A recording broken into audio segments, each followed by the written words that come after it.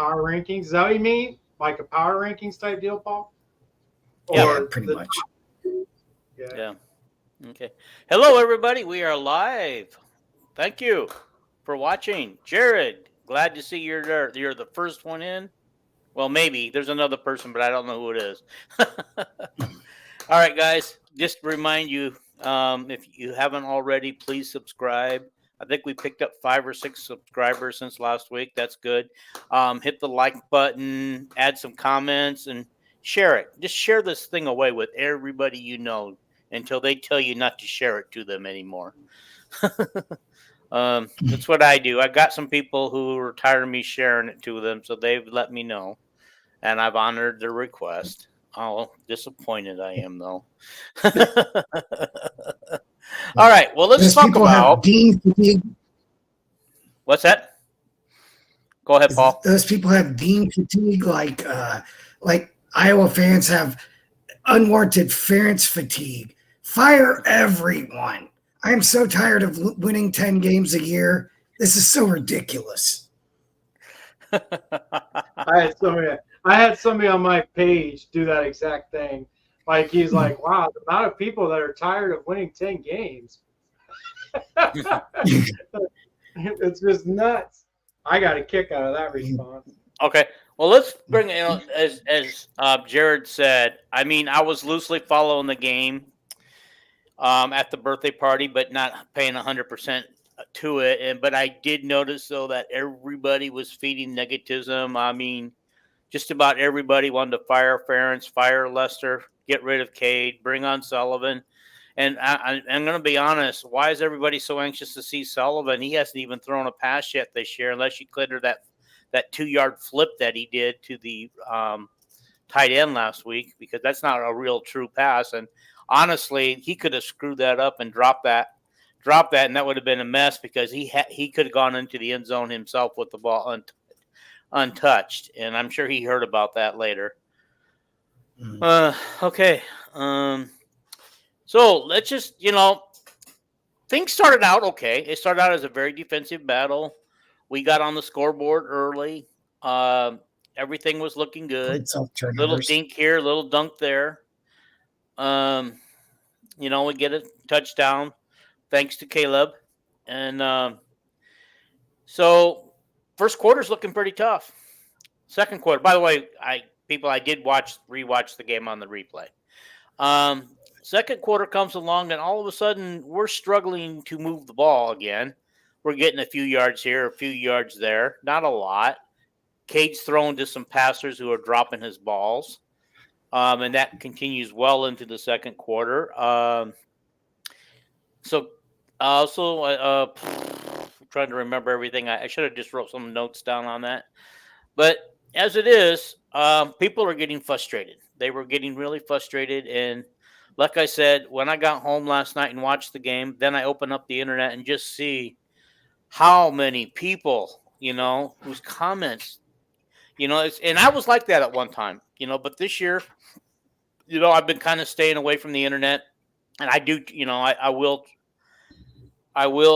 text a few buddies and use our text group that we have and voice my my criticism at that point, but I never once said they would lose. Never once did I say get rid of. Hello, Vicky.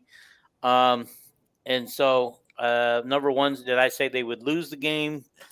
But I think I did say once that if we don't get these things turned around and fixed, I thought we'd have a 5-loss season. And the teams that we've already lost to Iowa State. I was scared of Minnesota.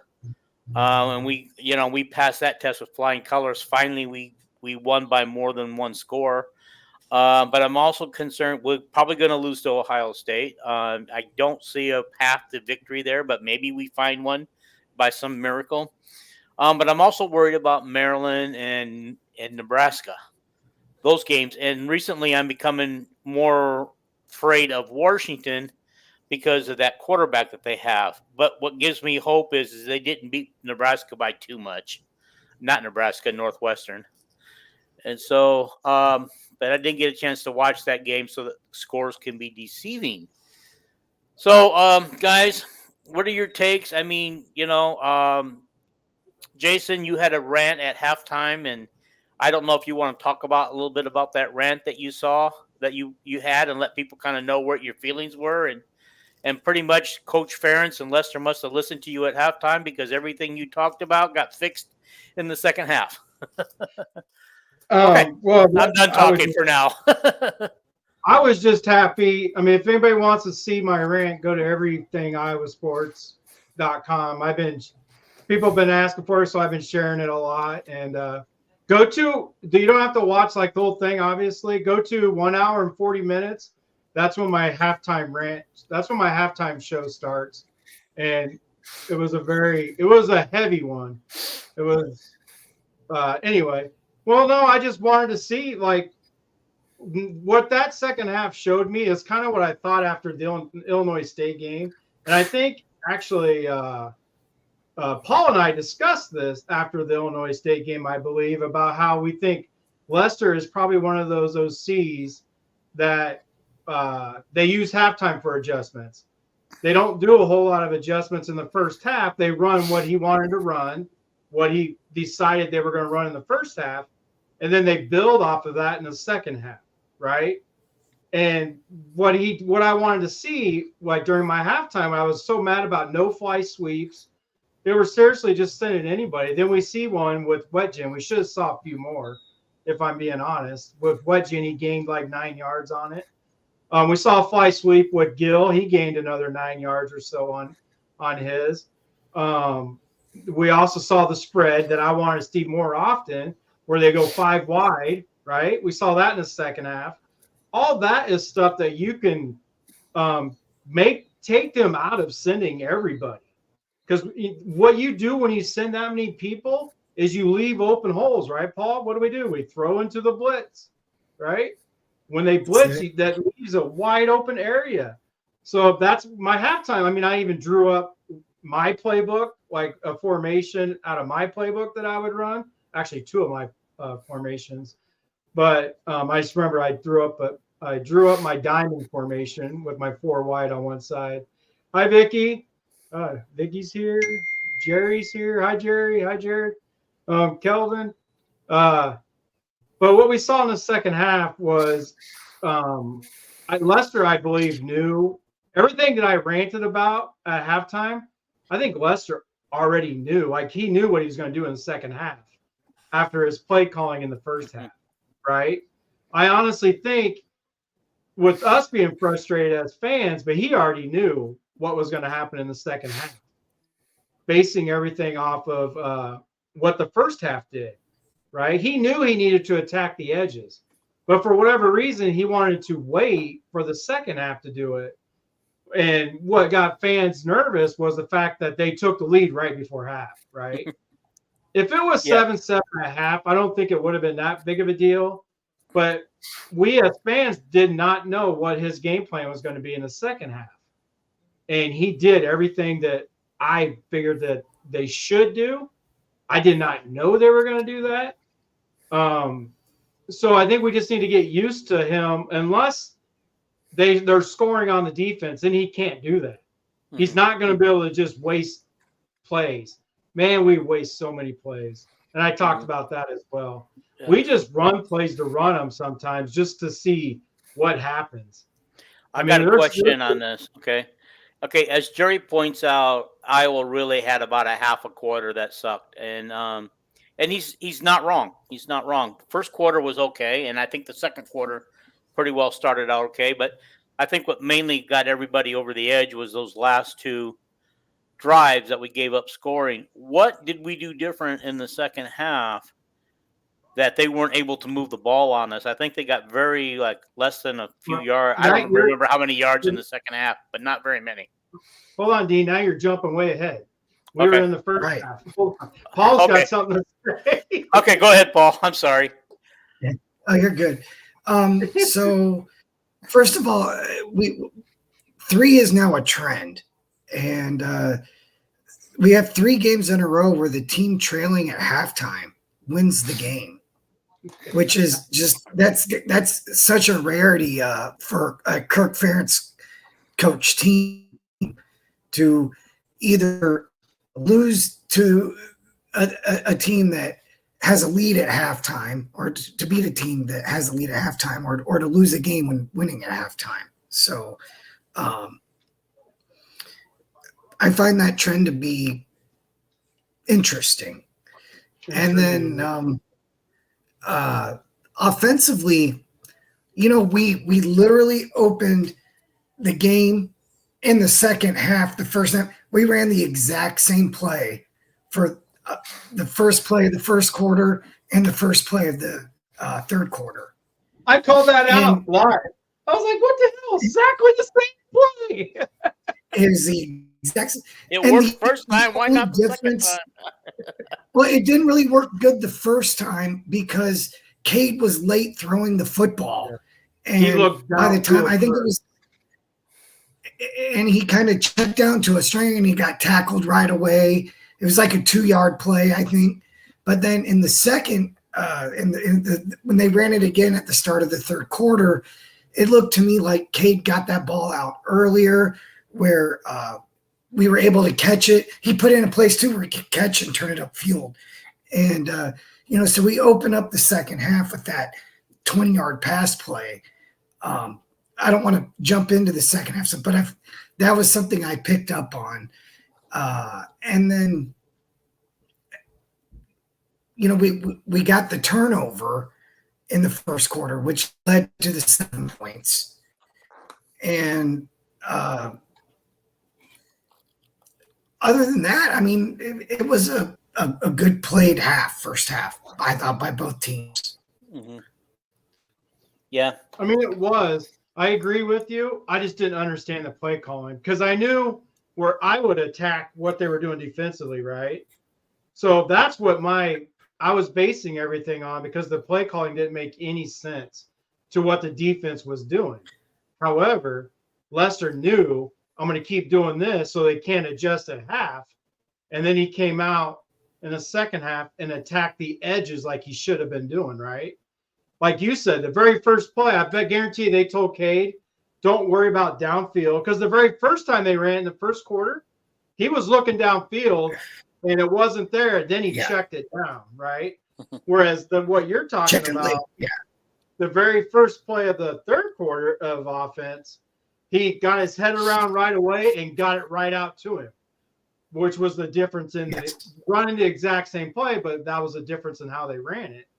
And to go on through the third quarter, he was attacking the edges. He did a lot of different stuff to where then he opened up the middle, and then to where they were worried about the outside a little bit.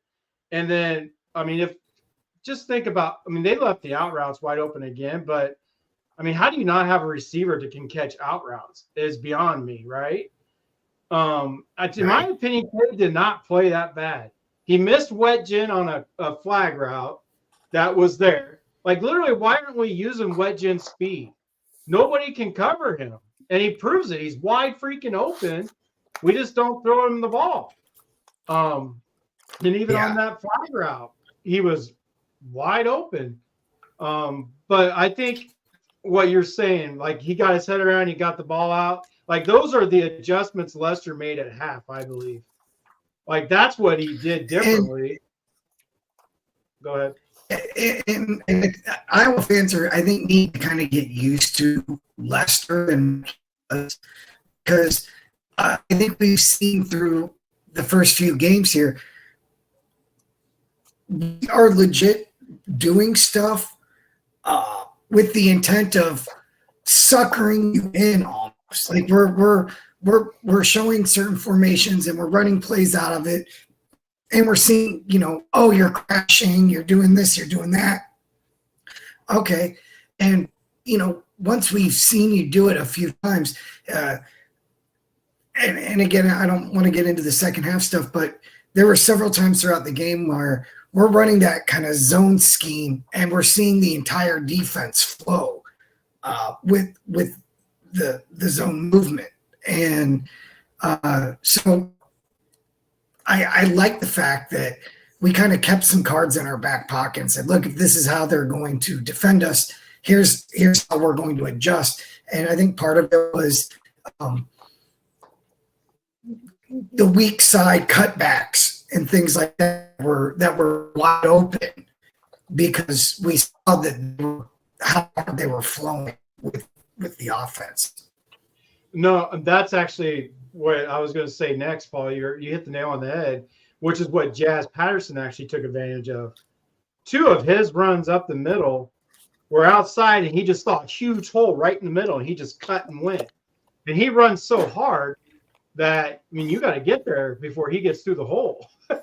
Patterson just he's like a rocket, man. He just goes, and it's amazing.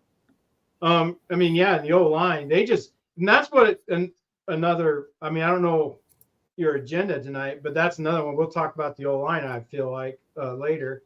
Mm-hmm. But yeah, I mean, we got to stop. We need to get people educating Iowa fans on O line play, right? They're blaming the O line when they're blocking 6 with 5, right? They're blaming the O line when they're blocking 5 with 7 blitzers, with 7 people coming. Mm-hmm. When the O line gets their guy, you have to recognize what the defense is doing, which is what my biggest thing with my halftime was. We were literally running right into what the defense wanted a lot of the times, right? And then we're sitting there blaming the O line. No, the O line really isn't that bad. They're getting their guys, but there's too many to block when we do what we do. But Lesser, Yeah, I think it's evident, like 3 games in a row. I think it's evident that Lester adjusts at half. That's his thing. Mm-hmm. We'll have to wait and see if Iowa gets behind by double digits in the first half and see what he does. But right now, as much as we worry about the defense hasn't been that bad other than the second half against Iowa State, right? And then those big plays with Troy, one guy. So, and that was the special teams as well. So the defense really against Troy only gave up 14. So the O-line thing, if we spread wide, does that take some of those rushers and stuff, some defensive line, does that spread them out too, or are they still going to try to attack us with 6 or 7? Well, they at least have to while our wide receivers and tight ends are running down the field looking for the ball. Am I wrong? I mean, am I missing something here? That's the thing, when you go empty, you gotta force the defense to declare who's in and who's not. They can't just load the box. Okay. Right. And that's the phone booth we talk about, right? When we load the box, they load the box. And if they're sending more than what we actually have, because we load the box with tight ends and stuff, right? Mm-hmm. Well, they bring everybody up, and then they just send the house, daring us to throw the football. And that is just something that was driving me absolutely insane. Like I said, Lester obviously makes halftime adjustments and not first half adjustments, at least not yet. Well, Jerry's comment, that goes right along with what you said. He says, Lester sets up the second half plays with the first half. That's how I feel now.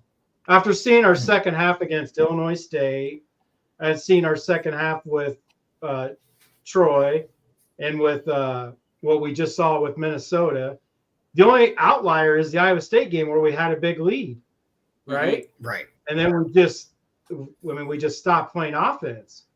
And yeah, it was the first we kind of went into our play not to lose mode. Yeah. I mean, I don't call it play not to lose. When you win constantly with that method, it's not play not to lose.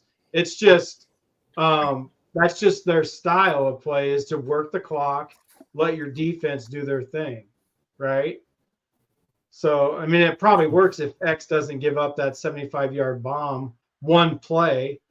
If we make them actually work, the field and work some clock, they don't have that much time to come back and actually kick that final field goal. Mm-hmm. Let's go back to this passing game thing. Do you guys both think that our because you said to me this morning, Jason, and in the text group that I said something about the passing needs to pick up a little bit, which Kirk himself said in his presser yesterday. And you said maybe not because, Michigan did it with only 37 yards passing yesterday, that maybe we can get by without that, or is that not what you were saying, Jason? No, what I'm saying is as long as we run the ball well, that's all that matters. And Michigan won with 32 yards passing, but they ran the ball well. This whole you have to win this way or win that way. If Iowa is able to pass enough, like they did in the second half against Minnesota, and we could still run the ball, we don't need to throw the ball. All you need to do is throw the ball enough to keep running the ball. If they start shutting down the run, then we have to throw the ball, right? Right. But right now, Lester is Lester is a running coach. Lester is not going to throw the ball all over the yard, which is why, if you guys remember, I didn't want Lester. But Lester is exactly what Kirk wanted, right? Or that's what he wants. Ryan threw the ball way too much for Kirk's liking. So mine too. Well, he said, well, Kirk did say in his presser yesterday that he would prefer a better balance. Well, that's what he says always. I think he's always said, well, we prefer balance, even if we threw the ball 40 times and ran it 25. It doesn't matter. He's always going to say we should be balanced, right? But he's not going to care if they win 31-14, running the ball on every down. He's really not going to care. Right. And that was my point. I used Michigan because they don't have a quarterback either, right? Right. And they only threw the ball for 32 yards. Their quarterback is just, it doesn't matter what quarterback they play, they're bad. But they spread you out and they can run the football. And obviously any quarterback can complete a pass if you don't cover a receiver. So even though they're going to run the football, they spread you out and you have to cover that receiver. You just can't leave the receiver wide open. So regardless if you know what they're going to do, as long as the O-line blocks, as long as our O-line keeps doing what they're doing, and Lester keeps making the adjustments that he's doing, we're going to be fine. Because we could have ran outside in the first half, but then I think Lester's one of those coaches who doesn't want the other team to be able to use their halftime to adjust to what he's doing, right? He does all this weird stuff that go against defenses that make zero sense. But I think he wants to keep doing that as long as we stay in the game, right? He won't be able to do that against Ohio State, I don't believe. But he runs plays that legit don't make any sense against the defense Minnesota's running. But I really believe he does not want his opponent to use halftime to adjust to him. So then he adjusts to what he wants to do in the second half. And legit, the defense on the other side has to adjust on the field, which is so much harder than adjusting in the locker room. Okay. Yeah, I think one thing we're seeing too is, for instance, when we get into that phone booth situation and we see how the defense is then going to line up with us, how many guys they're going to put in the box, where are they coming from, that kind of thing. And we're just taking notes on that, right? And I think he wants to see it a few times before he definitively, can say, okay, this is exactly how they're defending this.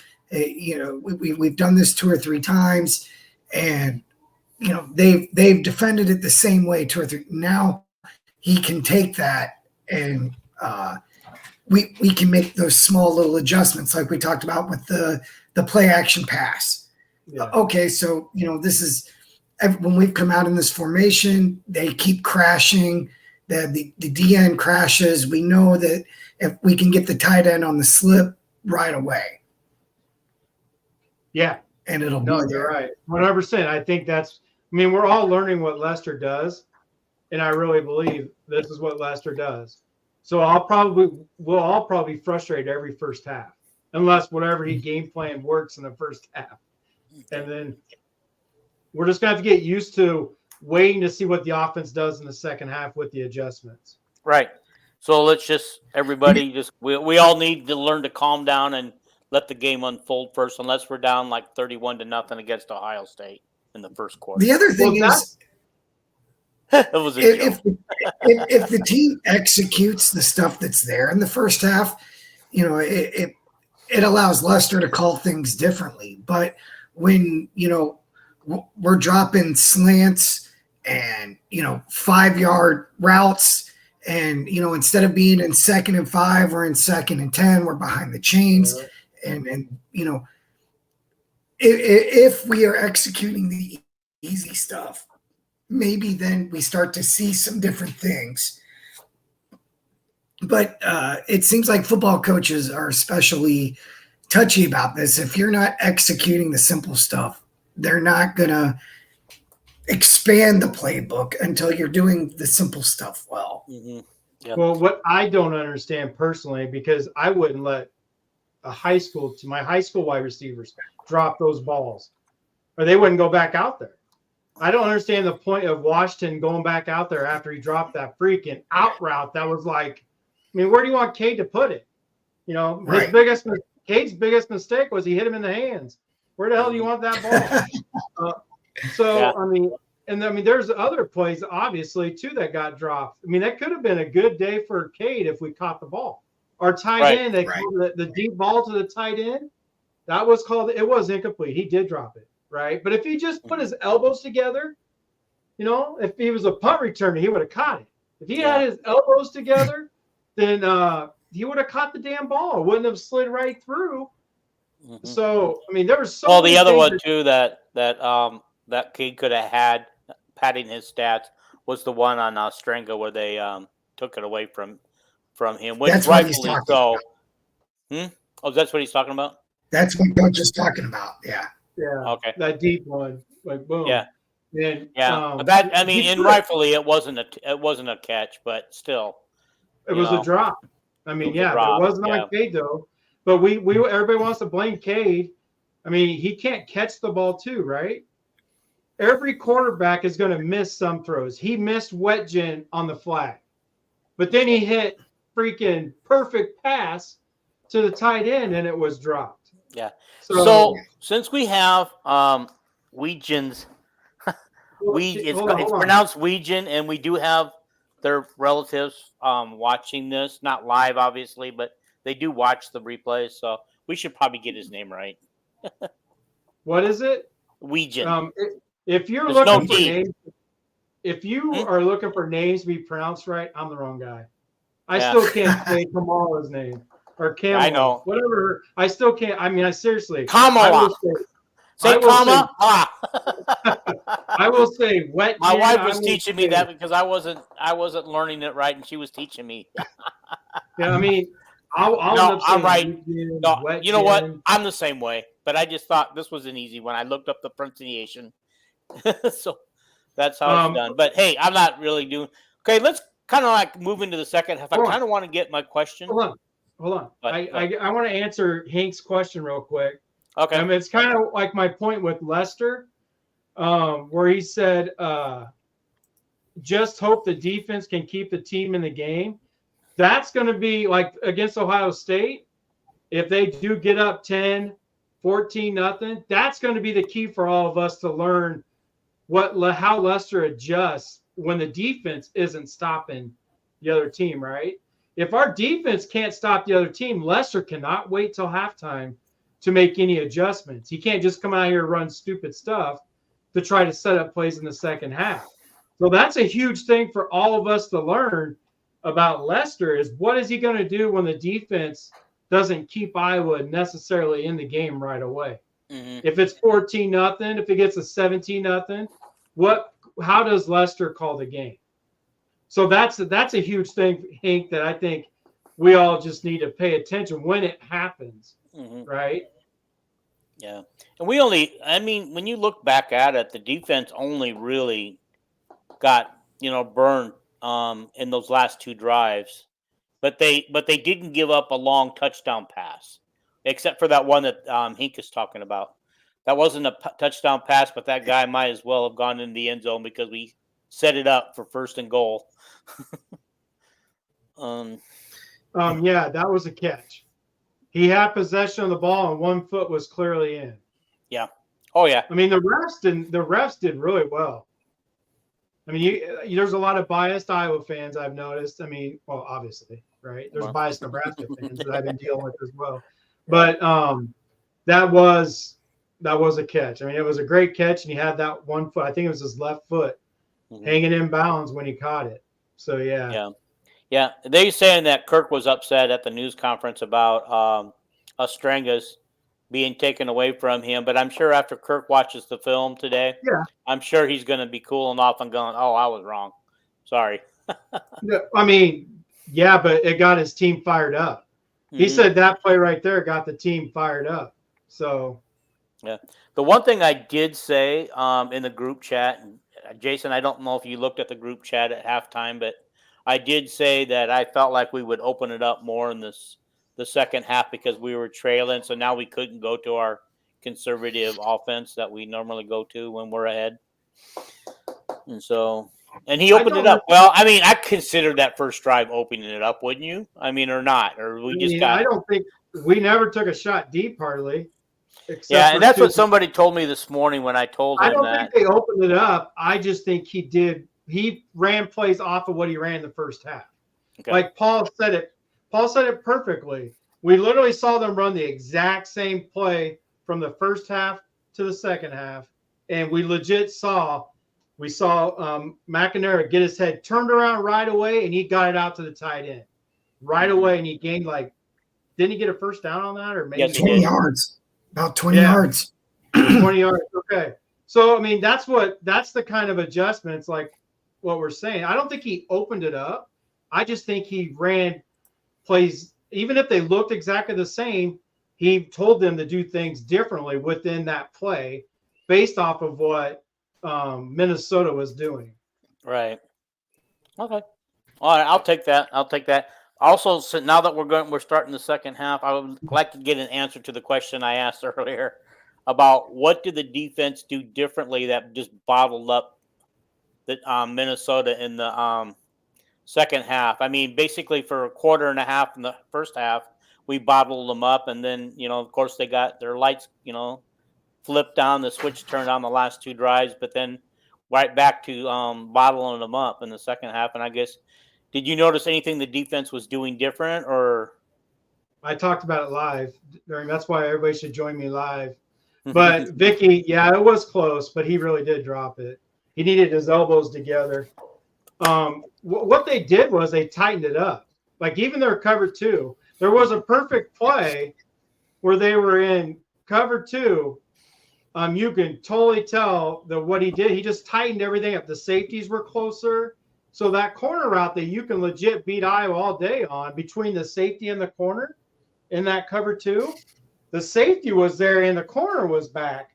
But again, that was to Harris's side. But Lee played a heck of a game as well. You notice we didn't see Hall on defense, I don't think at all. I don't think he came in. He played special teams and got a penalty on a punt return.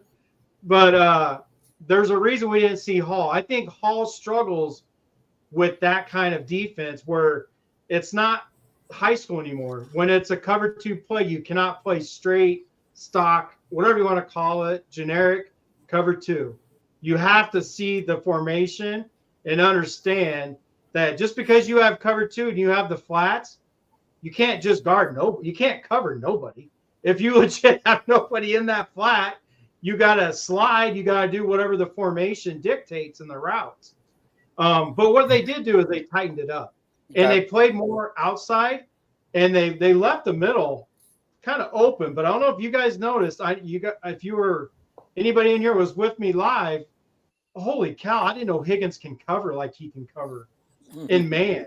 There was one particular play I remember where he ran across on the drag route with the receiver. He kept depth, right? So his straight line from A to B. Now I'm going to get a little technical here. But, your straight line from A to B was shorter than the receivers because the receiver was on a drag, dragging a little bit deep at an angle where Higgins was deeper and he ran a straight line and he hit the receiver right. And the receiver is so much faster than him. but his instincts. I was so impressed. That second half, I was so impressed with what Higgins can do in coverage. So that was a huge part of it. I think they played more Tampa 2 as well instead of cover 2 with the middle linebackers covering a little bit deeper, and they had the safeties playing a little bit wider, so they couldn't just hit them down those sidelines. So that's my take on that. Yeah, for me, the second half, the biggest thing was the offense was effective, and we marched right down and scored right after halftime. We hit the 20-yard pass, and then KJ hits the big run. We get the penalty for the late hit out of bounds. Next thing you know, boom, we're in the end zone. Tie game. And I think Iowa scored on 3 or 4 consecutive possessions. And then in the fourth quarter, I don't think we had a single 3 and out. At one point, I think we put together a solid 6-minute drive in the fourth quarter. Didn't come away with anything, but right. It took time off the clock with the lead. That's what you wanted. That's what they were trying to do the second half after they got up 31-14. It was time to burn some clock. And then you have this lead, and time is against your opponent at this point. So now they have to maybe abandon, what maybe was working. They have to go into more predictable situations, and that allows the defense to rush differently, to send pressures, to do things, and it looks a lot like what Iowa's offense looks like sometimes, where the defense appears to be dictating, we're throwing when they want us to throw. So, which is silly. That's why running the ball on third down is a good thing sometimes. You have to do it. Mm-hmm. And I think one of our touchdowns came on a 3rd and 10, didn't it? I want to say one of KJ's runs was 3rd and 10, and he just busted it loose. And they thought we were passing. But there is a comment here that I did forget, Dean, to answer your question. I'm going to add Hink into this. Okay, what is it? Which one do you want brought up? It's the blitz. Sending blitz help. I completely forgot about that, Hink. Okay. He's spot on. Jackson. We started sending 5 with Jackson. And Jackson is one heck of a blitzer as well. So as good as Higgins was in coverage, Jackson was that good in blitz. That helped tremendously as well. Put pressure on him, and then he kind of felt like, hey, we only had to send 5, where they sent 6 and 7. But sending Jackson was huge. Hank's right there. Yeah. So I wanted to bring up something else. And Hank had also brought this up earlier, and I had it up there for a while. I think it's this one. It says having Lester in the booth looks so much better. Actually, looks like we have an OC. And we know that Brian did not go up in the booth. He preferred to talk to his people ground level and look at things from ground level. But I think the other thing too, is because we never saw adjustments with Brian as an OC in the second half, because I don't think Brian knew what to do for second, how to make adjustments, what he was actually looking at, especially since he wasn't up in the sky looking. And I think that was Brian's downfall. Lester, having been an OC and a head coach, he knows what he's looking at. He knows what he sees on the ground. He knows, and I feel that has a lot to do with the improved offense. Okay, and I won't comment on because if I was the OC, I would not be in the booth. Okay, that's fine.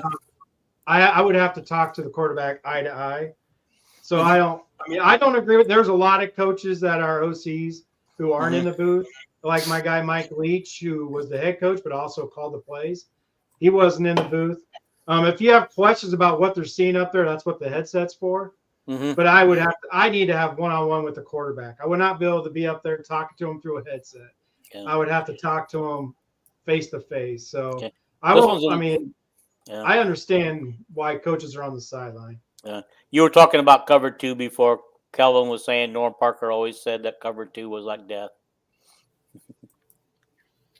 Vicky says Higgs has been fantastic in coverage. Yeah, I was so impressed with him. I was so impressed with him. Well, for one thing with Norm, if you will recall, and maybe some of this was because this was the Big Ten 20 years ago, but he lived and died in that 4-3 base. Like we didn't have a cash. We didn't have sub. we didn't sub, none of it. And so I'm sure he hated cover 2 because he knew he had a 4-7 linebacker on each side trying to cover 4-5 running backs and slot receivers. I mean, that's true. I don't want to drop any names, but I mean, guys such as Kevin Worthy, Grant Steen. God, guys, I've forgotten about these names already. You're bringing back some memories. That's why the linebackers almost always got 100 tackles in the season because they never came off the field, right? I mean, we didn't even Abdul Hodge and Chad Greenway. Those were two of the best. They never left the field because they played special teams too. Yeah. I was looking at On 3 was covering how many snaps each person played in the game yesterday. I believe the old line, all 5 of them played every single play. That's good. By the way, doesn't Jennings Dunker look a little funny? Like he doesn't have his wrist taped or gloves on his hands or anything. He's like he's got the bare arms and hands. It's just not something you normally see in today's football at all. The guy's an animal. He just looks like a beast, man. I mean, I wouldn't want to run into him in a dark alley. Hell no, he's a big son of a bitch. I'm gonna guess he's going to have a nice career as a right guard or a left guard in the NFL. I don't think he's tackle material in the NFL, but he'll be a mauling guard for somebody. Yeah, I agree. Definitely agree. Okay. By the way, true, and I think this is for anybody that wanted to know. I think it happened against Minnesota. Yeah, I'm not going to talk about it. Wasn't it the halftime of a Minnesota game that Brian lost his poop? Yep. Was it at Minnesota or was it at Kinnick Stadium? I think it was. I think it was at Kinnick. Oh, was it at Kinnick? Okay, because I thought it was the road. It was at Kinnick. Okay. And I'm pretty sure it was the last time Brian was allowed in the booth. Yeah. Okay, so I looked that up. They all played 64 snaps. So that's pretty good because usually they rotate. So does that say they're not happy with their backups right now, or these guys were just playing so well and were able to? I just think they were playing so well that they wanted to keep them going. I mean, why not? Most teams play their starting 5 and bring in some every once in a while, except like Tennessee, who goes ultra fast. So, when their linemen get tired, they do bring in some other players they feel comfortable with. Well, I always thought that was Kirk's mantra, both defensive and offensive line, is have about 7 to 8 guys that you can rotate through. Not back in Norm's day. I don't think that was Kirk's mantra. Norm did not. Mitch King would be dead tired at the end of games. I remember him talking about, like, legit, they would never bring him out. I remember him talking about that's why he had to cut his hair. He had to cut his hair his senior year so he could stay on the field without getting so dang tired. The hair weighted him down. It was really funny. I mean, he was joking, obviously, but that just tells you, like, legit, nobody came out. Like, Norm had his starters, and he was in that base 4-3, and he would adjust to the offense. I mean, we can't say that because this defense they were studs. They were still good in Norm's day, right? Well, you know who else cut their hair their senior year, but subsequently grew it back after he left Iowa, was CJ. CJ Beathard. I didn't realize that. Yeah. Okay, so Calvin says Seth invented the cash. Yeah. Leo, cash Leo, according to Phil. Okay. Only backup O-line guy that played was Peeper and as an oversized tight end. Yeah. so he was an extra blocker. Brian was in the booth for Woodshed. So he was still in the booth at that time? God, I thought he I didn't realize that. See, that's probably why. That's probably why it was a Woodshed game. Because he was in the booth. He had other games like that, though. I know. All right. Would you guys redshirt Bog this year, probably knowing that K2 is going to the league? Any thoughts? Well, let's not get ahead of ourselves. We're only 1/3 of the way of the season. Let's see if KJ can keep this up. And let's just see if he, actually leaves for the NFL at the end of the year. I think he's gone either way. I think he's going to go into the portal and look for, if he doesn't go to the NFL, he's going to go into the portal and look for bigger things. Just my personal opinion. I know. He loves Iowa City. Okay. Well, that's fine. I don't even think he's going to go pro. Unless somebody talks him into it, I don't even think he's going to go pro. He absolutely loves Iowa. He loves being in college. So, I mean, I disagree 100% with you. So does Hank. Yeah, he's not, especially in this offense. Maybe if this was another year like last year, when he couldn't quite figure out what they were trying to do last year. This year, he knows like this offense is geared for him. Oops, shoot. Right? Lester's Paul, offense. are you there, Paul? Paul. Well, when it shows up, it shows up. But yeah, he's not going anywhere. He loves Iowa City. I mean, if he rushes for 1,800 yards, he's going to get talked into leaving. And as a running back, you should leave if you know for a fact you're getting drafted, because as a running back, your career, I mean, you could end at any time. Yeah. So was it Cedric Shaw, the one that started out his 1 year just like KJ is now, and was in the Heisman race for the first few games, and then I think by the 6th game or so, I think he started losing momentum for the Heisman. I think you're talking about Tavian Banks in '97. Okay, Tavian Banks, yeah, that's what it was. He rushed for 1,000 yards, the quickest. I don't remember if it was any other person in the Big Ten or if it was just Iowa, but he got 1,000 yards quicker than anybody in history of either Iowa or the Big Ten. I don't remember what it was, but yeah, he had 1,000 yards just like that. Granted, 314 of them was against Tulsa. So no, that's right, and that's also an answer to the trivia question on who had 9 touchdowns through the first 4 games. It hasn't been done since 1997 and Tavian Banks. I figured that was the answer. Tavian started out the year so hot, and then I think he ended the year with 1,700 yards rushing, 1,600, something like that. Because he had the single season record until it got broke by Sean Green. Okay. Sean Green got 1,800 and some. Florida's having some issues. Yeah, Paul is having issues.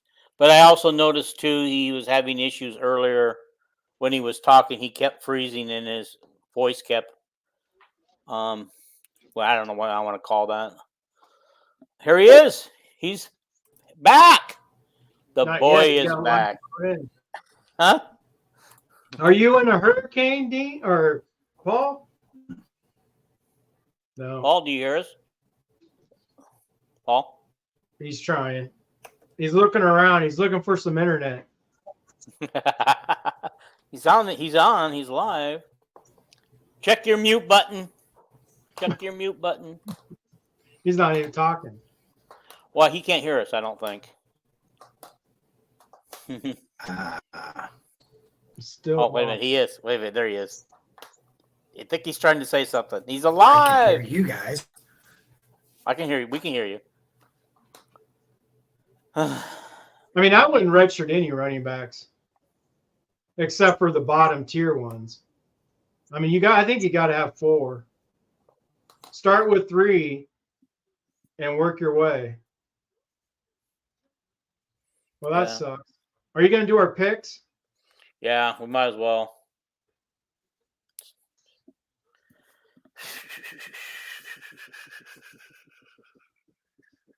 I mean, we talked a lot. Yeah. So, should I wait for Paul or should I just go ahead and go for it? Well, see if he loads in this time, and then we'll just might as well go ahead and go. Okay. There we go. He's back. All right, we're gonna do how our picks came out. Jason, both you and I went 7-1. Your lone loss, well, you picked Purdue over Oregon State. My lone loss, I picked USC over Michigan. Oh yeah, Hink. Yeah, you are correct. He was in concussion protocol last week, but because he was available to play yesterday, I kind of thought they would play him. But maybe they wanted to give him 2 more weeks to. I don't see Kirk playing him because either way, if you get a concussion, yeah, they could release you, but if there's no need to play him, like it would just be silly. Jason's telling you to quit riding Purdue. Kelvin's telling Jason to quit riding. Oh. I'm going to ride with him this week too, Kelvin. We'll see what happens. You guys want to actually make our picks tonight, or do you not want to? If we can do it, we're ready. We can do it. Okay. Yeah, I mean, if we're not going to do a second show this week, then yeah. Okay. All right. So right now, with Paul going 4-4 this week, he lost. He picked Nebraska. He lost USC. He lost Okie State. He lost, and he lost. Lost the Iowa game. Oh yeah, I forgot you picked. I was just thinking, there's no way you lost the Iowa game, but you did. The communists picked freaking against Iowa. All right. I did it for you guys. Yeah. All right. So, Jason leads me by 1, 27-7. I'm 26-8, and Paul's 19-15. So he might be going on a limb on a couple of these, but these are hard picks. These were really hard picks, I thought. Anyway, we're going to go with the first one, Oregon at UCLA. Give me your pick, Paul. Oregon by a lot. Okay. Speaking of my power rankings, I have UCLA at the very bottom of the Big Ten, so Oregon by a lot. Okay. Yeah, I mean, look out for the flying V. You know how long that Calvin's in love with you, Paul. He wants you to go undefeated this week. Okay. Iowa State at Houston. Good. Jason, you're picking this time. Oh, by the way, I took Oregon. Just in case I forgot to tell you. Yeah, I was waiting for you. But what teams did you say? Iowa State at Houston. Iowa State. Yeah. I as well took Iowa State. Hey, Paul? I'll take Houston. Okay. Okie State at Kansas State. I took Kansas State. Paul, you get the first pick this time. Coming off a loss in Manhattan. I'll take Kansas State at home. Okay. By the way, Kelvin's not in love with you. He's in love with Halle Berry. Yeah, me too. Yeah. That was my first crush. You ever seen Swordfish? Anyway, we talked about this. We'll finish our picks here in a minute. Did you pick Kansas State or Okie State, Jason? I got Okie State. Okay. All right. Hank brought this up that Ohio State plays Michigan State this week, which is on our picks. Who did you pick in the Okie State? Oh, Kansas State. Okay, good. So I'm alone with Okie State. Yeah. Okay. Okay. All right. So Ohio State plays Michigan next week, which we're going to pick here in a few minutes. And then Ohio State plays us in 2 weeks from now. And after Ohio State plays Oregon. Trap game against Iowa. We shall see. Guys, do you think that's going to have any bearing against Iowa? Does that benefit Iowa in any way, shape, or form? I don't believe in trap games. So okay. All right. That's just me personally. I know it's a thing, obviously, but I personally don't believe in it. If that's a trap game, then that's on the coaches. That means I don't the think coaches, Ohio State believes in trap games themselves. They that usually means come the ready to coaches, focus on that everybody. means the coaches start putting in stuff for Oregon and skipped Iowa. I just don't see it. Yeah, no problem. Okay. Wisconsin at USC. I did take USC. Jason, you're first this time. Did Wisconsin have a bye week this week? I don't know. I don't think so because they're playing. Obviously, they're playing this week. No. I'm sorry. This week, yesterday. Oh, last week. They must have because I don't remember seeing their name come up anywhere. Yeah, I don't either. Okay, Hank. You know what? I just don't like Wisconsin's coach. I don't think he's very good, except for like at a smaller school. I don't believe he's for a bigger. I'm gonna go USC and root for Wisconsin. I want Wisconsin to win, but I don't think Wisconsin has a good coach. Okay, Paul, what you got? Wisconsin's starting quarterback is out for the year. He got hurt on the first drive against Alabama. I will take USC, especially at home. Yeah. Yeah. I think we all got USC in this one. Yeah, he was a terrible hire. They let me down yesterday, so they better not let me down again, or that's the last time I pick them. Minnesota and Michigan. I took Michigan. Paul. What are the teams? Minnesota at Michigan. Go Big Blue. Oh, wait. It's in the big house? Yeah. Oh, yeah. I'm going to go Michigan. Yeah. Okay. Illinois at Penn State. Jason, you get this one first. I've been looking at this game. I'm going to go Illinois. All right. Paul. Illinois went into Nebraska, and so that they've already faced a similar environment that they would be going into Happy Valley. I expect that they'll compete, but I do think Penn State pulls out the win at home. Yeah, I feel the same way. I'm pulling Penn State.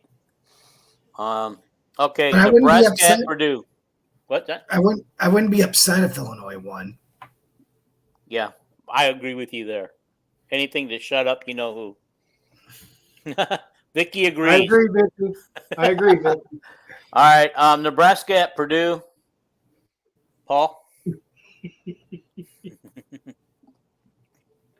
We all want Illinois to win, but the question is will they? Yeah. I'd like to see Purdue win this game, but I don't think they can. I'll take Nebraska to win at Ross-Ade Stadium. I will tell you, the way Illinois handled Nebraska on that last series in overtime just kept pushing the quarterback back and back and back and back. Oh my God! I know why Jason's laughing. Go for it, Jason. What are you gonna pick? Purdue. All right, Nebraska. Boiler up. The Nebraska losing streak is happening right now. I think I told you guys. I've already told you guys this. Yeah, for real. Yeah, I agree. These guys are having fun. I'm glad you guys are having fun with this, guys. That's right. All right, Louisville at Notre Dame. I took Notre Dame. I think Jason gets the first pick this time. Who is it? Louisville at Notre Dame. They're both ranked. Yeah, I know. You know who the head coach of Louisville is, right? The Purdue coach. Jeff Brom. The old Purdue coach, yeah. Well, he's got them going already. I really like Louisville, but with Riley Leonard there. I fell for this once when I was told Riley Leonard was hurt. I'm gonna go with Louisville. It's gonna be a week for me. I'm gonna go with Louisville. Okay. I made too much money this last week gambling, so I'm just having fun this week. Playing with house money this week. All right, Paul. Give me touchdown, Jesus. I took them also. Okay. I did pick 10 games this week. This is more than I usually did because I wanted to get these last 2 games in. Ohio State at Michigan State. I took Ohio State. I just don't think Michigan State has the horses to stay with Ohio State. I agree. I 100% agree. I don't think Michigan State's very good. I 100% agree with you. Well, here's the thing. I think Ohio State gets caught peeking ahead a week to Iowa. They come out just a little flat. It's East Lansing. Go green, go white, go green, go white. Nah, screw that. Ohio State. You said Ohio State, right? Yes. All right, guys. Here's the toughest one of the day to pick. Georgia at Bama.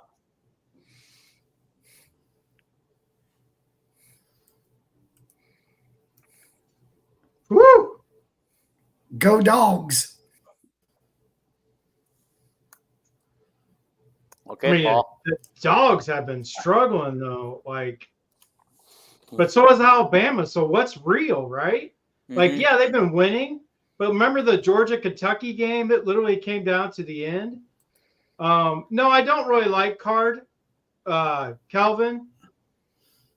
just don't like Nebraska. So, plus, Jason's already on record as saying that Nebraska's about to go on a losing streak. Yeah, because I really believe that too. I think. Anyway, you got me off track. This is the Dogs almost lost to Kentucky. I mean, they're struggling at the quarterback spot. I'm gonna go Bama. I want the Dogs to win because I hate Bama, but we all know who the coaching staff is at Alabama, right? So the OC has ties to Iowa, and yeah, I'm gonna go with Bama. Okay, I also took Bama just because they're at home. Did you go Georgia, Paul? I did. I took Georgia. If I'm going to go out on a limb, Georgia's probably a good team to. Those are some strong. Yeah, those are some strong branches. So Georgia's no longer the number 1 team, right? Right? Texas is now number 1. Yeah, Texas is number 1. Yeah. Okay, here's one. Here's a funny one. Here's a funny pick. Georgia versus Alabama. I'm picking Purdue.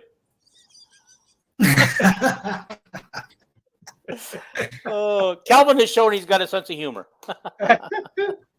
All right. I kind of agree, but next week looks Ohio State looks ahead to Oregon. God.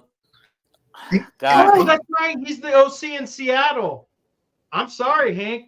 I'm sorry. You're right. Instead of going with his head coach to Alabama, he's the OC in Seattle. You're right, Hank. My bad. But if we want to talk Iowa coaches, NFL coach, I thought. What OC are we talking about? Stoops who kept Kentucky close against Georgia. So there's an Iowa coach connection. There's an Iowa dude. The offensive coordinator from Washington last year, Dean. Mm-hmm. He's got Iowa ties, and he's the OC in Seattle. The head coach from Washington is now the head coach for Alabama. Got it. Oh, yeah, that coach. Okay. Yeah. All right. Yeah, we got that for the picks. Do we have any more picks, or is that it? That is it, guys. I picked 10. I usually only go 8. Next week, I might start putting in some NFL games, but they'd have to be early ones on Sunday, not late ones or Monday ones. If you guys want me to include them, just for the heck of it. That's up to you. I don't know anything about the NFL. I only gamble on Outside college of the football. pros, I don't even watch the league. So, Outside of my favorite players, like I love the Broncos. I watch them. But outside of them and my favorite players to watch, I don't watch the NFL very much. Jags must be on Monday Night Football. yep, against the Bills. Okay. Paul, go Jaggers. Oh, There's look at that. We got him so excited he lost again. Yeah, there's something negative brewing in Jacksonville. I don't know what it is, but they haven't looked good. Jacksonville just hasn't looked good. There's like something negative brewing within the organization. I don't know what it is. It's just not like. Go ahead. They're just struggling to find ways to win football games. They've been competitive and done some good things, but for whatever reason, they're just not able to. They need a little ference ball sometimes. So well, here's the problem. They got rid of C.J. Beathard. That's in the story. There you go. Well, even if he was still on the team, he's hurt. So well, yeah, I know he's hurt. But he would bring good juju. He would have good juju for the locker. Yeah, he'd be there, man. He'd be there. He's a player's friend. He's a player's guy. You know, he's got the respect of everybody on that team, and then they go and get rid of him. But that's okay because he is hurt, and he has a chance to come back to the NFL whenever they allow him to come back. So it's Josh Allen versus Josh Allen tomorrow night. So that's always interesting. One Kentucky Josh Allen. You have to explain that one, Paul. One's from Kentucky and one's from Wyoming. Oh. Yeah. So the Bills quarterback is Josh Allen, and we had a number 5 overall pick, Josh Allen, who plays defensive end. He plays defensive. But now he's Josh Hines Allen, just like his sister who plays for the Minnesota Lynx or whatever they are. Yeah. Oh. Yeah. I get it. Speaking of Minnesota Lynx, guys, Caitlin did not fare too well in her first playoff game. Neither did the Fever.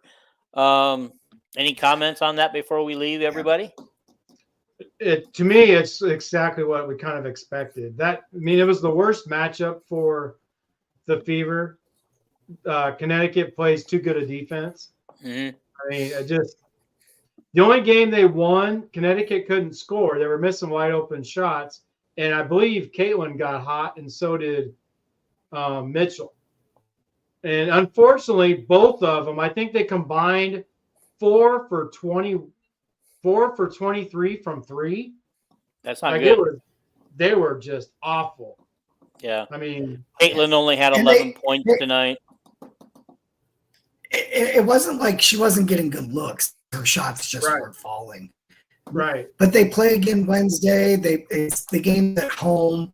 They've been really good at home. I expect the game to go off the series. Okay, while Paul's working his way back, I thought the next game was still in Connecticut, and then the third game will be at home.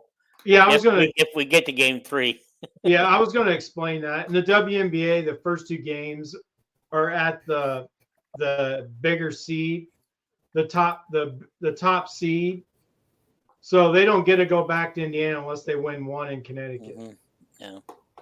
Hey, Brandon, good to see you. Better late than never, but we're getting toward the end now.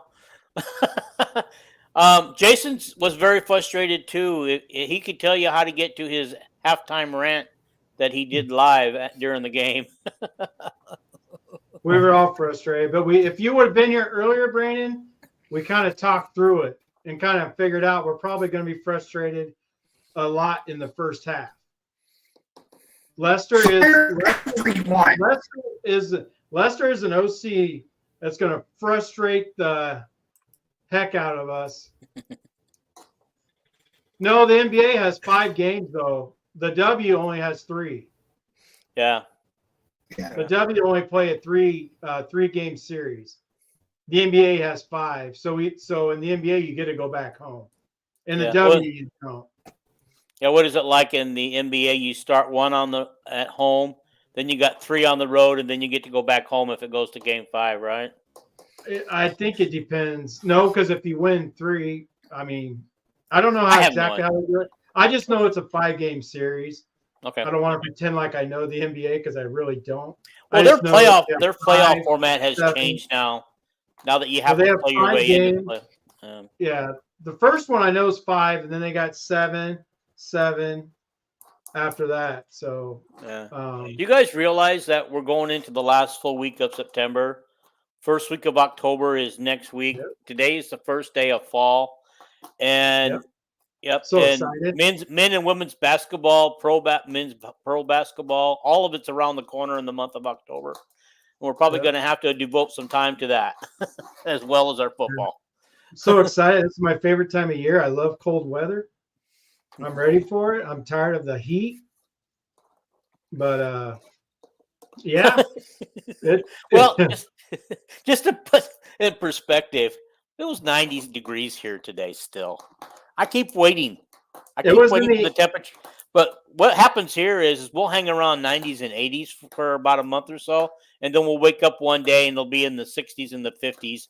There's no transitional down. It's just you're hot one day, you're freezing the butt off the next day. I mean, it's still in the 80s here, but I'm one of those guys that go out and scoop the driveway in flip flops and shorts. So Oh wow. Don't your feet freeze off? no, I don't get cold. I belong in Alaska. To be honest, I belong in Alaska. Okay.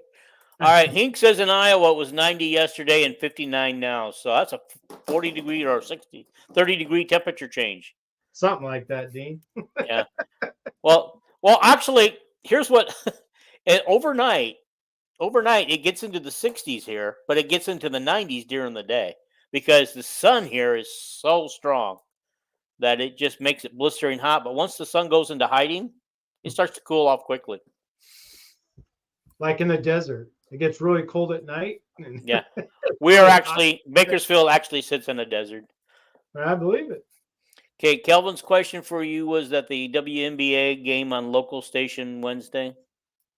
I don't know. I have the NBA pack, the W package, so I get the game regardless. Well, I think Kelvin, he's asking Kelvin if he's still on because Kelvin usually knows. That's how it is here. It's been hot and then dropped. Vicky, where do you live? Lack of humidity. That's Vegas. Yeah, well, Vegas. That's Bakersfield too. We'd have no humidity here either. I was out in a suit and tie in Vegas. It was 102. I thought I was going to die, and I didn't even hardly sweat. I was so shocked. I was scared to death. And I'm like, wait a minute.